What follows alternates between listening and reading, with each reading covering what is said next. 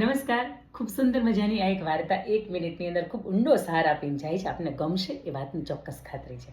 એક વખત એક મુનિ રાજગૃહની જે શેરીઓ હતા એમાંથી પસાર થઈ રહ્યા હતા અને એમણે એક દ્રશ્ય જોયું કે કૂતરું માંસવાળું હાડકું લઈને ભાગી રહ્યું હતું અને એની પાછળ બરાબર 10 કૂતરાઓ ભાગી રહ્યા હતા અને એ કૂતરાને બરાબર ઝડપી લીધું, દબોચી લીધું અને લોહી લુહાણ કરી દીધું. અને આખરે પેલું કૂતરું થાક્યું એટલે એના મોંની અંદરથી જે માંસવાળું હાડકું હતું એને છોડી દીધું.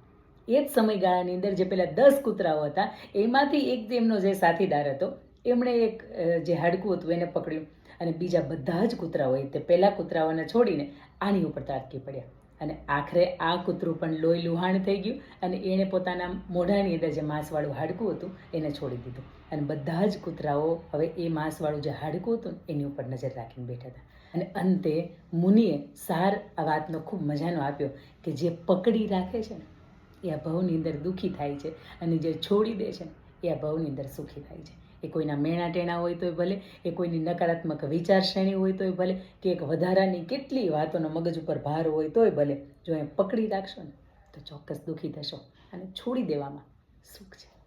નમસ્કાર. જય હિન્દ, જય ભારત. અંકિતાની વાત.